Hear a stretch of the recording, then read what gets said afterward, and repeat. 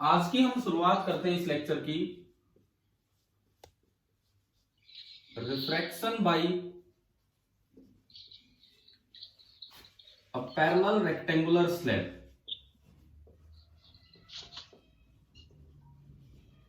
Reflection by a parallel rectangular slab.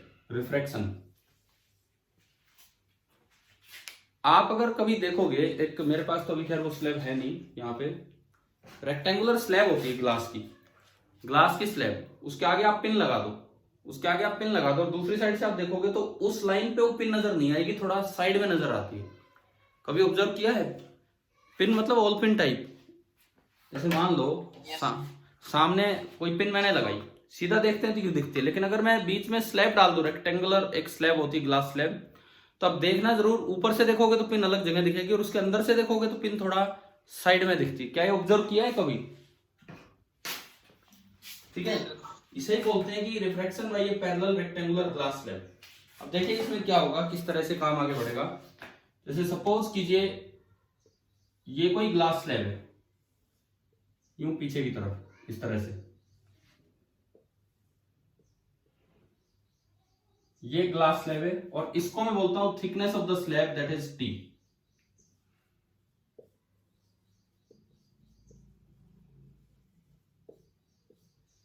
ये हमने बोल दिया है thickness of the slab and this is T. अब अगर कोई लाइट उधर से एंटर करेगी या इधर से एंटर करती है, सपोज कीजिए जैसे ये कोई ऑब्जेक्ट है, यहां से कोई लाइट यूज आती, अगर ये स्लैब नहीं रखी होती तो मुझे ये लाइट यहां दिखनी थी। अगर ये स्लैब नहीं रखी होती तो ये मुझे यहां नजर आनी थी। This is the actual position, जिस तरह से मैं देखता हूं। लेकिन अब दो बार रिफ्रैक्शन होगा, हम उस पर नजर डालें। यहां मैंने एक नॉर्मल बनाया, normal to the surface. Suppose ये एंगल आई है, बाहर एयर है, अंदर ग्लास है, तो ये जा रही है रेयर टू डेंसर, तो किधर बेंड होगी ये वाली रे? टुवर्ड्स द नॉर्मल, तो ये रे यूं बेंड होगी। एंड ये आपका एंगल बना R1, पहला वाला एंगल ऑफ रिफ्रैक्शन। अब जब इस सरफेस पे जाके टकराएगी तो फिर से नॉर्मल ऐसे बनेगा। रेक्टेंगुलर ग्लास स्लैब का फायदा क्या है कि ये दोनों नॉर्मल एक दूसरे के पैरेलल होंगे, क्योंकि वो फेसेस पैरेलल है। तो अगर ये दोनों नॉर्मल पैरेलल हैं और ये ट्रांसवर्सल का काम करेगा, तो अब अगर मैं बोलूं ये एंगल है second angle of incidence I2, तो ये दोनों नॉर्मल पैरेलल, तो मैं कह सकता हूं कि I2 is equal to R1। क्या ये समझ में आ गया कि नहीं यहां तक? ठीक है, उसके बाद देखें, उसके बाद अब जब बाहर लाइट निकलेगी तो ये किधर बेंड होगी, टुवर्ड्स द नॉर्मल कि away from the normal? Away from the normal, क्योंकि बाहर हल्का मीडियम है, तो ये फिर से लाइट यू निकली। तो अब आप देखो जो रे यहां दिखनी थी वो यहां अपीयर हो रहा है। तो आपको अगर ये ऑब्जेक्ट बाहर से देखते हो तो यहां नजर आएगा, लेकिन अगर यहां देखोगे तो ये ऑब्जेक्ट आपको ना यहां नजर आना है, यहां। तो ये होती है शिफ्टिंग। बताओ समझ में आया किस तरह से शिफ्टिंग करवाता है रेक्टेंगुलर ग्लास स्लैब? पहली बात, रे डायग्राम से क्लियर हुआ कि कैसे शिफ्टिंग करवाता है रेक्टेंगुलर ग्लास स्लैब? ठीक है, अब देखो इसको बोल देते हैं एंगल ऑफ इमरजेंस। ये जो E है इसे नाम दिया जाता है एंगल ऑफ इमरजेंस, इसी को बोल देते हैं एंगल ऑफ इमरजेंस। I है एंगल ऑफ इंसिडेंस और ये बीच के एंगल, और अगर ये थीटा है तो ये भी थीटा होगा। ये दोनों अल्टरनेट इंटीरियर एंगल है। अब मैं अगर डेविएशन की बात करूं, डेविएशन देखो, पहली बात ये एक रिजल्ट याद रखना, अगर इधर एयर है इधर एयर है, तो रेक्टेंगुलर ग्लास स्लैब से जब लाइट रे बाहर निकलेगी तो दोनों एक दूसरे के पैरेलल होंगी लेकिन थोड़ी शिफ्टिंग के साथ। अगर दोनों साइड मीडियम सेम हो तो जो लाइट रे बाहर निकलेगी वो दोनों एक दूसरे के पैरेलल होंगी, लेकिन कुछ शिफ्टिंग के साथ। ये कहीं जा रही थी, वो कहीं जा रही है, इस तरह से। मतलब क्या कि जितना डेविएशन पहली बार में इधर हुआ है क्लॉकवाइज, जितना डेविएशन पहली बार में इधर हुआ है क्लॉकवाइज, उतना ही डेविएशन दूसरी बार में होगा एंटी क्लॉकवाइज। देखो ये वाली रे है, ये यूं निकल रही थी, ये वाली रे है, ये मैं थोड़ा आगे दिखाता हूं, ये यूं जाना चाह रही थी लेकिन ये उधर मुड़ गई, और ये आपका डेल्टा 2 होगा। और ये एंटी क्लॉकवाइज होगा and delta 1 will be equal to delta 2। अभी दिखाता हूं कैसे। इस वजह से जो नेट एंगुलर डेविएशन है, क्योंकि एक क्लॉकवाइज एक एंटी क्लॉकवाइज, तो दोनों कैंसिल हो जाएंगे और कितना हो जाएगा, जीरो। जीरो डेविएशन होने का मतलब है कि इंसिडेंट लाइन और इमर्जेंट लाइन एक दूसरे के पैरेलल। अब ये डेल्टा 1 डेल्टा 2 इक्वल कैसे है वो देखो आप। यहां मैंने स्नेल्स लॉ लगाया, सपोज बाहर एयर है तो 1 और अंदर का रिफ्रैक्टिव इंडेक्स n, यहां अंदर n और बाहर 1। स्नेल्स लॉ की इक्वेशन बताओ यहां क्या बनेगी। स्नेल्स लॉ की equation 1 into sine i is equal to n into sine theta. 1 into sine i is equal to n into sine theta, ये बनेगी। तो यहां से चलो एक इक्वेशन मेरे पास आई। अब उधर मैं स्नेल्स लॉ लगाऊं उस साइड, तो अंदर है refractive index n into sine theta, अंदर वाला एंगल बराबर, बाहर अगर देखते हो तो 1 इंटू और बाहर वाले एंगल को इन्होंने e बोल दिया, एंगल ऑफ इमर्जेंस, जो एंगल ऑफ रिफ्रैक्शन है वो। आप बताओ कि आपको 2 बार स्नेल्स लॉ लगाना आ गया, किस तरह से लगाया हमने। हाँ जी, क्लियर है ना दोनों बार स्नेल्स लॉ। अब देखिए ये वैल्यू n साइन थीटा, ये भी n साइन थीटा, तो दोनों को इक्वेट कर दो। It means sine i is equal to sine e, और you can say i is equal to e। दोनों एक्यूट एंगल है तो दोनों बराबर होंगे, i is equal to e। तो जितना एंगल ये है उतना ही होगा। अब देखो मैं डेल्टा 1 निकालू, डेल्टा 1 होगा बड़ा माइनस छोटा, तो i माइनस r1, और डेल्टा 2 निकालू तो बड़ा माइनस छोटा, e minus i2, e minus i2। तो यहां से डेल्टा 1 तो आ गया i minus theta, and delta 2 आ गया e माइनस थीटा, और i और e बराबर हैं, और i और e बराबर हैं तो इसका मतलब i minus theta is equal to e minus theta. It means you can say delta 1 is equal to delta 2। यानी कि जितना क्लॉकवाइज डेविएशन पहली बार में हुआ, जितना क्लॉकवाइज डेविएशन पहली बार में हुआ, उतना ही एंटी क्लॉकवाइज डेविएशन दूसरी बार में हुआ। इसीलिए इंसिडेंट रे और इमर्जेंट रे दोनों एक दूसरे के बिल्कुल पैरेलल है। पहली बात तो ये बताओ क्या ये पॉइंट क्लियर हुआ कि नहीं। Yes sir. ठीक है। अब अगर ये शिफ्टिंग निकालनी हो कि ये शिफ्टिंग कितनी हुई है, मींस आप यहां निकालो यहां निकालो, ये जो शिफ्टिंग है, ये जो शिफ्ट होता है दैट इज इक्वल टू, अभी देख रहे हैं हम कैसे आएगा, t into sine of first deviation upon cos of first angle of refraction. ये जो शिफ्टिंग होगी this will B t into sine delta 1 upon cos r1। कैसे, देखो आप कहीं भी परपेंडिकुलर डाल दो, कहीं भी, ये शिफ्टिंग है इन दो लाइंस के बीच की, यहां बनाओ कहीं बनाओ, ये आपका शिफ्ट है जो आपको निकालना है। इस तरीके से आप यहां से भी इसको आगे बढ़ा दो, इस लाइन को, और यू देखो ये इसकी थिकनेस है t,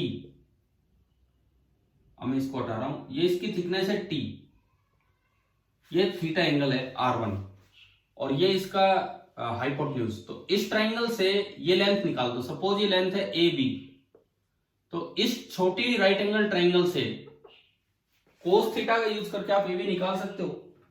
इस छोटी राइट एंगल ट्राइंगल से कोस थीटा का यूज करके हम AB निकाल सकते हैं। कैसे, cos of R1 in triangle ABC में बात कर रहा हूं, in triangle ABC, ABC triangle में कोस ऑफ R1 कितना होगा, कितना होगा कोस ऑफ R1, बोलो यहां से देख के, क्या ये समझ में आ रहा है, base upon hypotenuse, cos of R1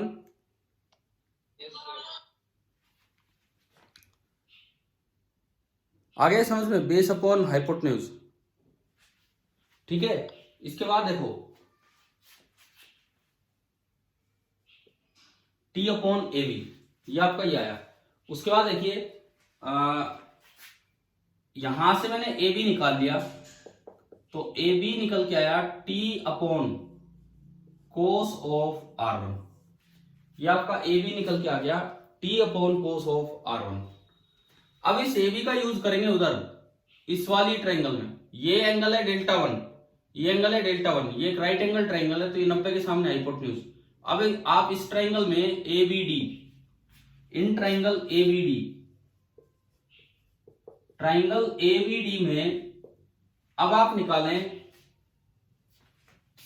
sign of delta one कितना होगा। ट्राइंगल एबीडी में साइन ऑफ डेल्टा वन कितना होगा। बीडी मतलब शिफ्ट अपॉन हाइपोटेन्यूज है AB, तो यहां से जो शिफ्ट आया, शिफ्ट निकल के आया, that is equal to AB into sine of delta one, AB into sine of delta one. और जब आप AB की वैल्यू पुट करेंगे तो AB की वैल्यू है T अपॉन कोस R1, तो ये यहां पे रखा, तो जो शिफ्ट आया that is equal to thickness upon cos R1 into sine of first division. यही मैंने लिखा था कि इतना शिफ्ट होता है, इसमें एंगुलर शिफ्टिंग नहीं होती है, केवल लेटरल शिफ्टिंग होती है कि साइड में आ जाता है। चलो ये वाला टॉपिक तो आ गया होगा समझ में, ठीक है। इसके बाद देखें, अब हम रिफ्रैक्शन स्टार्ट करेंगे एक प्लेन इंटरफेस से, देन हम चलेंगे कर्व्ड इंटरफेस पे। सबसे पहले रिफ्रैक्शन प्लेन इंटरफेस से स्टार्ट करेंगे एंड उसके बाद हम चलेंगे कर्व्ड इंटरफेस पे। देखते हैं किस तरह से होगा। देखिए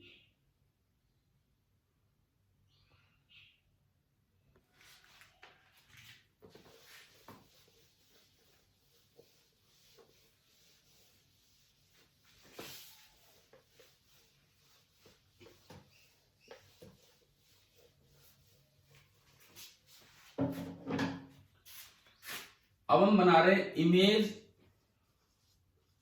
due to refraction at plane interface.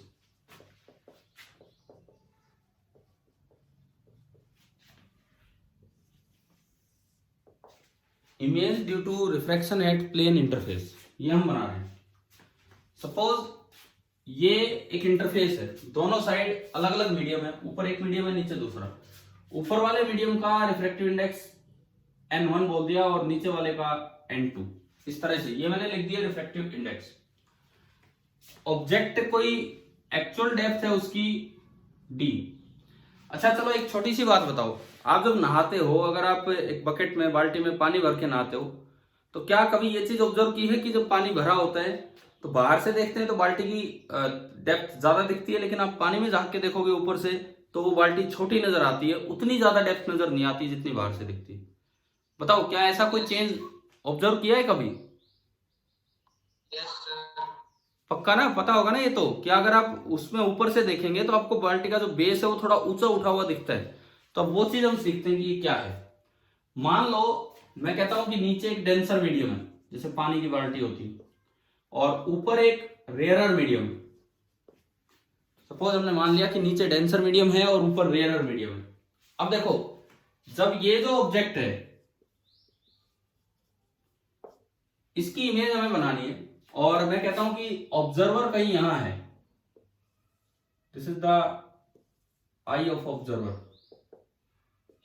ये ऑब्जर्वर है यहां पे, ये देख रहा है ऊपर से। तो देखते हैं कैसे क्या कहां बनेगी इमेज।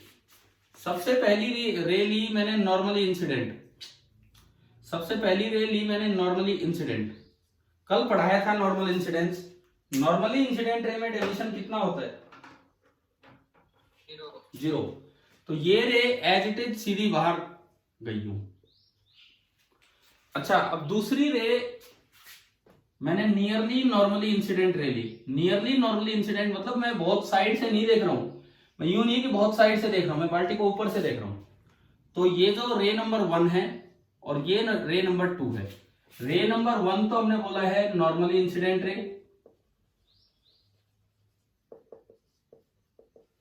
और जो रे नंबर 2 है that is near normal incidence. यहां एज्यूम कर रहे हैं कि हम इसको ऊपर से देख रहे हैं, तो थोड़ा ही साइड में। अब अगर आप यहां पे एक नॉर्मल बनाते हो तो इस नॉर्मल के साथ जो सेकंड रे का एंगल है, इस नॉर्मल के साथ जो सेकंड रे का एंगल है that will B angle of incidence. And near normal incidence का मतलब है I टेंड्स टू 0, कि I बहुत ही छोटा है। भाई बताओ, नियर नॉर्मल इंसिडेंस का मतलब आ गया समझ में क्या है? ठीक है, अब ये बताओ, मैंने कहा ऊपर रेयर और मीडियम है, तो ये रे किधर बेंड होगी? अवे। तो ये यूं गई और इस तरफ, ठीक है। अब उस आंख को ये लग रहा है कि ये दो रे ऐसे आ रही है, तो जो point of intersection of refracted रे होता है वो इमेज होती है। तो अगर आप इन दोनों को पीछे बढ़ा के देखोगे, आगे तो ये फैलती जा रही है, अगर आप इन दोनों को पीछे बढ़ा के देखते हो तो ये यहां मिलती दिखेंगी, यानी कि ऑब्जेक्ट तो यहां था परंतु इस आई को इमेज यहां नजर आ जाएगी, और इसे बोल देते हैं apparent depth, D dash. D तो मैंने बोला रियल डेप्थ, और D depth apparent depth. D dash आपका है अपेरेंट डेप्थ।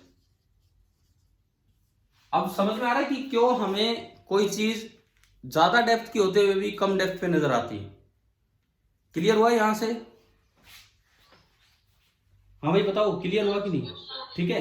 अब बात ये कि डेप्थ कितनी होगी, तो हम स्पेशल केस के लिए फॉर्मूला निकालेंगे फॉर नियर नॉर्मल इंसिडेंस, कि इनके लिए डेप्थ कितनी होगी। सबसे पहले मैं आपको फॉर्मूला बता दूं कि for near normal incidence d dash is equal to D upon n relative.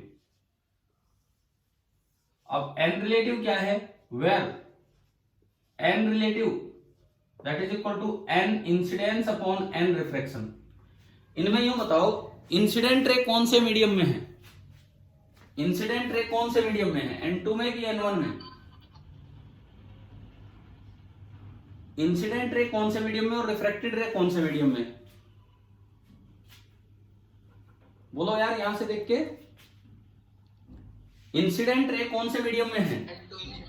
तो ये आपका हो गया Ni, और ये जो होगा ये आपका हो जाएगा Nr। इससे निकाल लो N relative Ni upon Nr, and then आप इसमें पुट कीजिए। अभी डेराइव करेंगे इस फॉर्मूले को, पहले इसका मतलब समझे आप। देखो, अगर ये रेयरर है और ये डेंसर है तो हमारे डायग्राम के मुताबिक N1 कम है N2 से। अगर ये रेयरर है, ये डेंसर है, तो N1 कम है N2 से, और यू कैन से Nr कम है Ni से, और यू कैन से Ni अपॉन Nr एक से बड़ा है। इसका मतलब n रिलेटिव एक से बड़ा है। क्या यहां तक बात आई समझ में? और अगर n रिलेटिव एक से बड़ा है तो d डैश d से छोटा हो जाएगा। क्लियर हो रहा है ना ये चीज? तो ठीक है। अब देखो, अब इसका प्रूफ देखते हैं कि भाई ये आया कहां से, किस तरह से आपने ये फॉर्मूला लगा दिया। तो आप इस नियर नॉर्मल रे पे, ये मान लो एंगल ऑफ रिफ्रैक्शन है, स्नेल्स लॉ लगाओ। इस रे पे मैंने स्नेल्स लॉ लगाया। कल एक बच्चे ने एक सवाल भेजा था कि सर लॉज ऑफ रिफ्लेक्शन किसने दिए, या पता नहीं, उस पे यूट्यूब वीडियो पे कमेंट किया, मुझे नहीं पता कहां था, ये पढ़ा था मैंने कि लॉज ऑफ रिफ्लेक्शन किसने दिए। दरअसल क्या था कि ये इसमें तो फिर भी स्नेल का नाम आता है, रिफ्लेक्शन में किसी का नाम नहीं आता, बिकॉज वो एक फर्मेट ने एक प्रिंसिपल दिया था। फर्मेट एक साइंटिस्ट है, FERMAT, उन्होंने एक प्रिंसिपल दिया था, उनसे ये लॉज आराम से निकले थे और वहां से चीजें प्रूव भी हुई थी। बाकी ये सब ऑब्जर्वेशन बेस्ड है, तो किसी एक साइंटिस्ट का नाम उनके साथ जुड़ा नहीं है लॉ ऑफ रिफ्लेक्शन के साथ। देखिए अभी स्नेल्स लॉ आपने यहां लगाया, नीचे वाला medium Ni into sine i is equal to ऊपर वाला medium Nr into sine r. Ni into sine i is equal to Nr into sine r. अब देखो, अगर ये नियर नॉर्मल इंसिडेंस है तो I बहुत ही छोटा होगा, और अगर I बहुत छोटा है तो R भी बहुत छोटा होगा, R बड़ा नहीं हो सकता है। तो छोटे एंगल्स के लिए आप साइन आई को भी नियरली टेन आई लिख सकते हो। साइन 0 डिग्री कितना होता है? 0, और टेन 0 डिग्री भी कितना होता है? 0। तो for small angle sine i is nearly equal to tan i, sine r is nearly equal to tan r. तो ये जो स्नेल्स लॉ की इक्वेशन है, आप इसको ऐसे लिख लेंगे, एन आई इंटू साइन की बजाय 10 कर दो, tangent i is equal to N R into tangent r, ये आपका बना। अब ये टेन आई और टेन आर आप ट्राइंगल के अंदर से ढूंढ के लाओ। कैसे? देखिए, ये आई है तो ये भी आई होगा, सिमिलरली ये आर है तो ये भी आर होगा। ये तो भाई अल्टरनेट इंटीरियर एंगल और ये कोरस्पॉन्डिंग एंगल। अब आप इस ट्राइंगल में इस लेंथ को कुछ भी एक्स बोल दो, tan i की वैल्यू बोलिए इस लंबी ट्राइंगल से, बड़ी ट्राइंगल से टेंजेंट i कितना होगा? ये 90 डिग्री एंगल है, बोलो टेंजेंट i कितना होगा इस ट्राइंगल से? x upon d।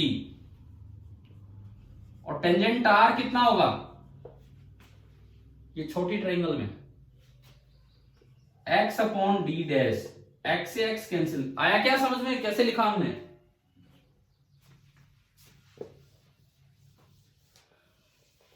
और यहां से अगर आप देखते हैं तो ये आया N I upon D is equal to N R upon D dash.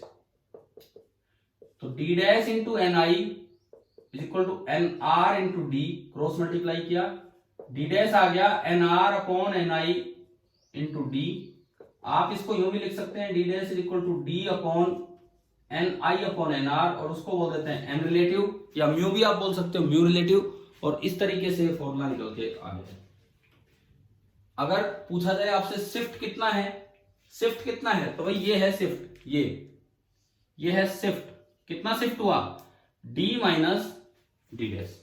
अगर आपसे शिफ्ट पूछा जाए तो वो हो जाएगा d माइनस डी डैश। चलो ये वाला आ गया ना समझ में किस तरह से है? ठीक है। अब एक बार मैं एक क्वेश्चन लेता हूं, उसके बाद फिर हम आगे बढ़ते हैं, इसी चीज में कुछ और समझाएंगे आपको। सबसे पहले एक सवाल,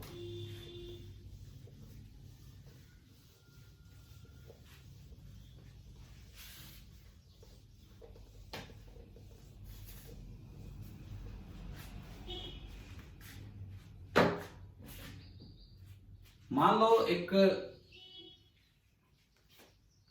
तालाब की बात हो रही है, नीचे पानी है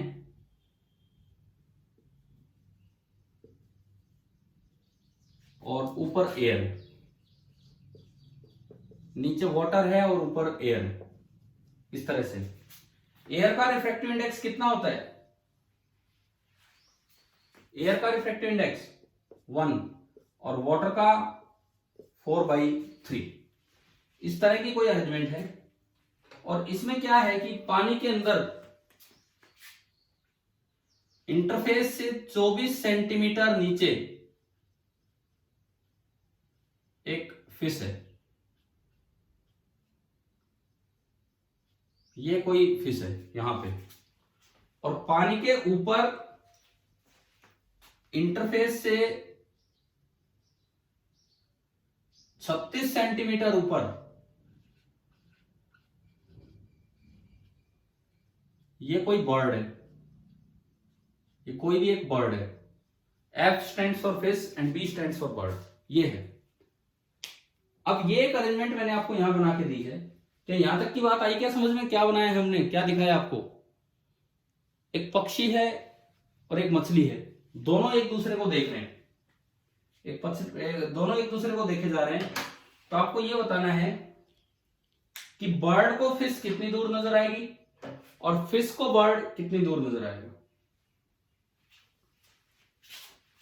फाइंड द apparent distance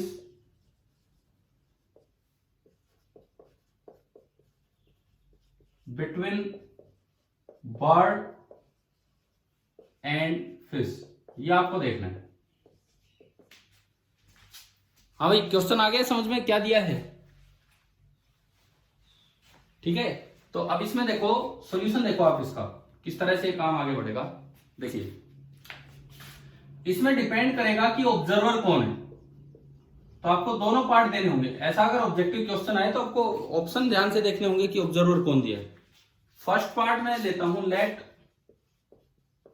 आप बर्ड को बना रहे हैं ऑब्जर्वर।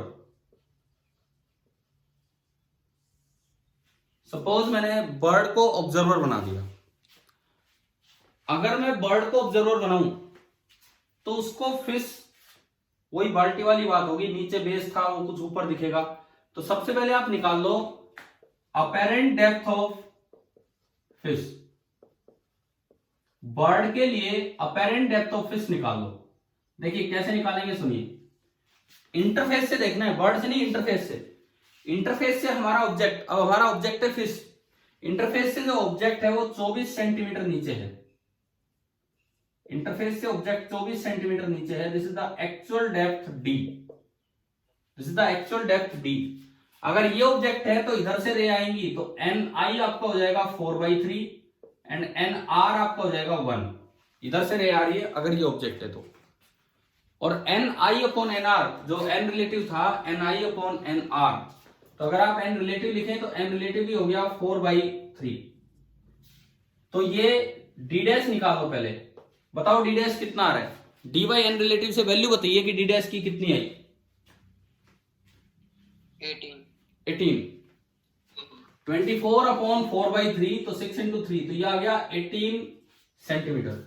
यानी कि ये जो फिश है ये इतना नीचे नहीं, यहां पे ही दिखेगी। This will be the image of the fish, जो कि 18 सेंटीमीटर पे होगी। तो पक्षी को कितनी दूर दिखा, पक्षी को, बर्ड को, ये जो फिश है ये 18 सेंटीमीटर नीचे दिख रही है, तो यहां से कितनी होगी डिस्टेंस, ये पूरी 54। 36 तो ये है ही, और प्लस 18 और है, तो अगर ये ऑब्जर्वर है तो इसके अकॉर्डिंग आंसर आएगा 54 सेंटीमीटर। मतलब अगर ये कहीं एमसीक्यू बन के आता है तो उसके दो आंसर होंगे। तो आपको ऑप्शंस ध्यान से पढ़ने हैं कि कौन ऑब्जर्वर है, उसमें लिखा होता है कि भाई ये ऑब्जर्वर है तो ये वाला, और ये ऑब्जर्वर है तो ये वाला। इस डिस्टेंस पे कोई फर्क नहीं पड़ेगा, जिस मीडियम में बैठा है ये तो जितनी है उतनी है। फर्स्ट पार्ट आ गया आपको समझ में, ठीक है। अब हम ऑब्जर्वर बनाते हैं फिश को, क्योंकि दोनों भी बातें इसमें पूछी थी। अब मैं ऑब्जर्वर फिश को बना रहा हूं, let f be the observer. तो अब अपेरेंट डेप्थ नहीं, अब मुझे निकालनी होगी अपेरेंट हाइट ऑफ बर्ड। अब जो मैं इसमें निकालना चाह रहा हूं that is the apparent height of bird, कि भाई बर्ड कितना ऊपर है। तो अब इसका डायग्राम बनाते हैं। पिछला तो 54 सेंटीमीटर आ गया। अब देखते हैं, ये इंटरफेस है, एफ तो ऑब्जर्वर है, तो ऑब्जेक्ट हो गया बर्ड। ऑब्जेक्ट आपका बर्ड है, बर्ड कितना ऊपर है 36, जो बर्ड है वो 36 सेंटीमीटर ऊपर है। बर्ड जो है वो 36 सेंटीमीटर ऊपर है, इतना ऊपर है। अच्छा, इसके बाद देखिए, इसके बाद इस बार इधर से रे आनी है क्योंकि ऑब्जर्वर नीचे बैठा है, ऑब्जर्वर फेस है वो नीचे है, तो एन आई होगा ये ऊपर वाला। एन आई कितना 1, ये बात आ गई समझ में, ठीक है।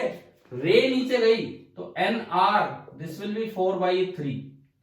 तो आप बताओ एन रिलेटिव कितना आया, एन रिलेटिव एन आई अपॉन एन आर से 3/4, एन रिलेटिव हो गया 3/4। अब जो अपेरेंट हाइट है एच, दैट इज 36 सेंटीमीटर, मुझे चाहिए, सॉरी, जो रियल हाइट है एच दैट इज 36 सेंटीमीटर, और मुझे चाहिए अपेरेंट हाइट। तो apparent height h dash is equal to real height h upon n relative. Real height है 36 डिवाइडेड बाई 4/3, बताओ कितना आया।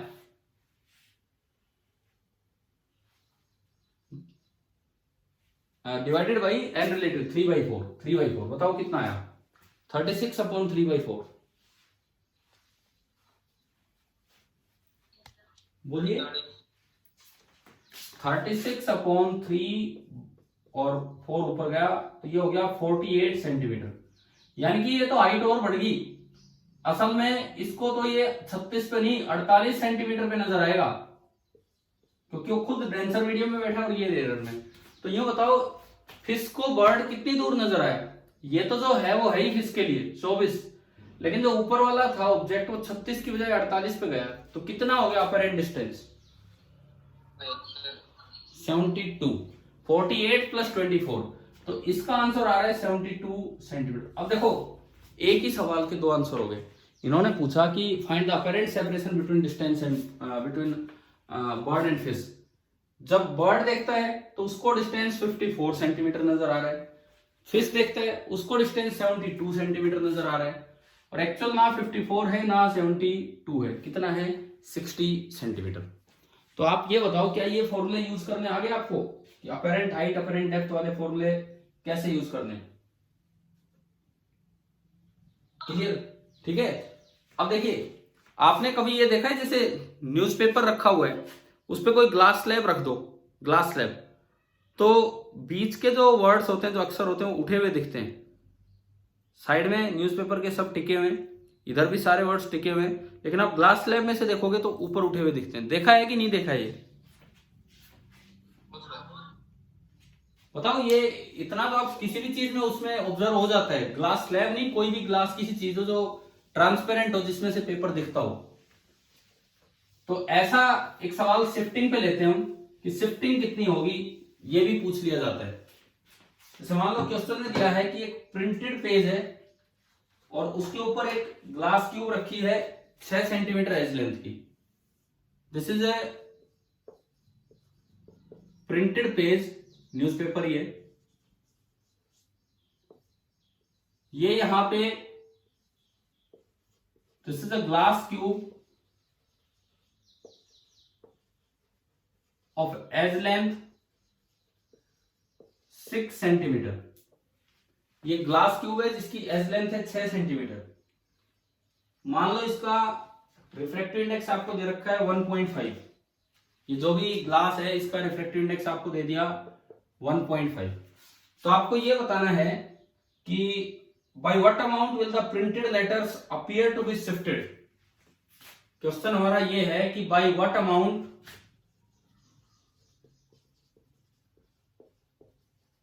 will the printed letters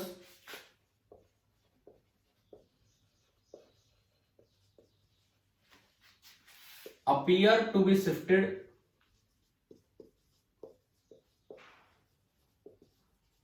when viewed from top of glass slab। मतलब सवाल ये है कि ये नीचे पेपर था, ये आपने एक ग्लास क्यूब रख दिया और यहां कहीं ऑब्जर्वर है, ये ऑब्जर्वर है। तो कितने अमाउंट से वो शिफ्ट हुए दिखेंगे ये आपको बताना है। कैसे करें? देखो, मान लो ये असल डेप्थ है d और इस ग्लास स्लैब की एक्चुअल थिकनेस है t। तो ये लेंथ जो एयर वाली बची, ये बची d माइनस टी। यूं कहें, इस लेंथ को मैं x बोलता हूं और इस थिकनेस को मैंने d बोल दिया, तो जो टोटल लेंथ है actual that is d plus x, ये है।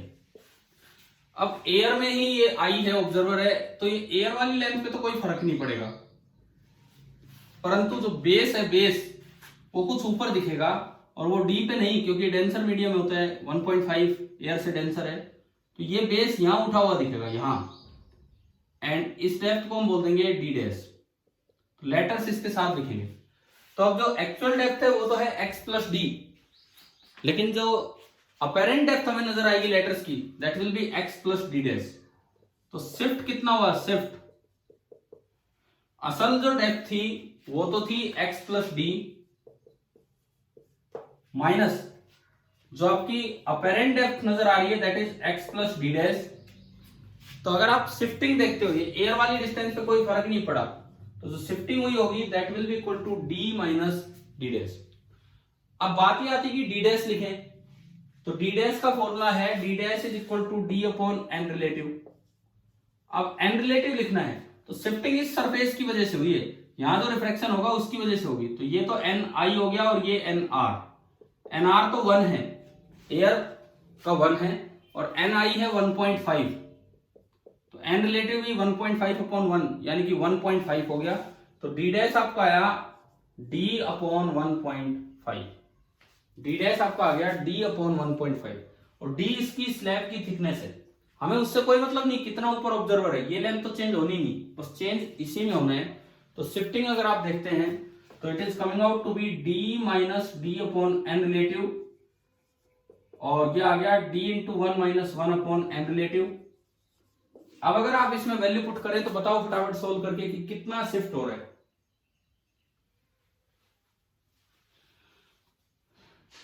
डी आपको दिया है 6 सेंटीमीटर, बताइए कितना शिफ्ट हुआ।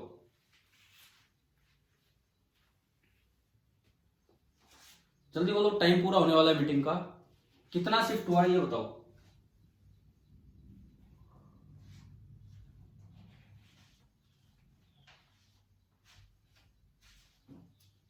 बोलिए भाई सोल्व करके।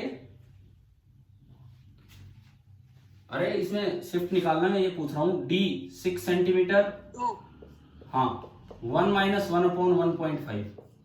तो जब इसको सोल्व करेंगे तो शिफ्ट कितना हो जाएगा, 2 सेंटीमीटर। तो ये बताओ शिफ्टिंग यहां तक आया समझ में? ठीक है। अब मैं आपसे एक सवाल पूछता हूं, अगर मैं इस ग्लास स्लैब को बिल्कुल पेपर पे टच ना करके बीच में रख दूं, कहीं बीच में हवा में, तब भी क्या शिफ्ट सेम रहेगा या चेंज हो जाएगा? ये इस बात का जवाब दो।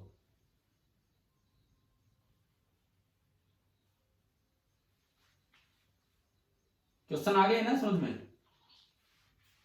कि क्या ये शिफ्ट स्लैब की लोकेशन पे डिपेंड करता है कि नहीं, कि स्लैब वो लेटर्स के पास है कि आंख के पास है कि बीच में है? क्यों नहीं करता? क्योंकि देखो, क्या इस शिफ्ट में कहीं भी एक्स आया है या कट गया एक्स? एक्स तो कैंसिल हो गया ना, यानी कि this shift is independent of x, और एक्स थी ये दूरी। अब चाहे आप एक्स को 0 कर दो, मतलब आंख के पास उठा दो, चाहे एक्स को बीच का कुछ मान लो, टोटल लेंथ सपोज कीजिए 100 सेंटीमीटर है, ज्यादा ही दे दी मैंने, 100 सेंटीमीटर। चाहे आप एक्स को 50 सेंटीमीटर कर लो, चाहे एक्स को 0 कर दो, चाहे एक्स को पूरा 100 कर लो, ये चीज इंडिपेंडेंट ऑफ एक्स आ गई। तो ये भी एक अच्छा रिजल्ट है कि ये जो शिफ्टिंग होती है रेक्टेंगुलर ग्लास स्लैब से, जो शिफ्टिंग होती है, this change is independent of location of the slab. ये बात याद रखना कि ये जो हमने शिफ्ट लिखा है, this shift is independent of location of slab. अगर स्लैब ऑब्जर्वर और ऑब्जेक्ट के बीच में है तो, अगर स्लैब ऑब्जर्वर और ऑब्जेक्ट के बीच में है तो ये जो चेंज होगा ये इंडिपेंडेंट है। अब जैसे मान लो एक ऑब्जेक्ट कहीं नीचे रखा है, यहां कहीं, और मैंने बीच में एक स्लैब लगा दी, बीच में बिल्कुल ऑब्जेक्ट के टच करके नहीं लगाई, और आपको ये दिया गया कि जो स्लैब है वो 15 सेंटीमीटर की है, और जो ऑब्जर्वर है ऊपर, वहां से ऑब्जेक्ट है 50 सेंटीमीटर नीचे। ये आपको दे दिया कि ये इस तरह का अरेंजमेंट है, हमें ये डिस्टेंसेज नहीं दी गई, दिस डिस्टेंस में भी एक्स, दिस डिस्टेंस में भी वाई, बस इस तरह से दे दिया। एक्स और वाई अननोन है, रिफ्रैक्टिव इंडेक्स वही 1.5। अब आपसे केवल शिफ्ट पूछा जाए कि अगर आप स्लैब से देखते तो शिफ्ट कितना होगा, अगर आपसे केवल यह पूछा जाए कि स्लैब से देखते तो शिफ्ट कितना होगा, तो वो कैसे जवाब दिया जाए? अगर आप केवल शिफ्ट निकालते इसमें कि स्लैब से देखते तो शिफ्ट कितना होगा, तो उसका आंसर भी बिल्कुल सेम होगा। कैसे? शिफ्टिंग होगी, जो इसके बेस में शिफ्टिंग होनी वही होगी d - d/m रिलेटिव, और it will be d 15 centimetre into 1 - 1/1.5, 3/2, तो ये हो गया 2/3, तो 1/3। तो ये शिफ्ट आया 5 सेंटीमीटर, चाहे x कुछ भी हो चाहे y कुछ भी हो। ये मीटिंग आपकी पूरी हो गई थी। अभी हम अगले लेक्चर में इस शिफ्ट वाला काम कंटिन्यू करेंगे। ठीक है, थैंक यू।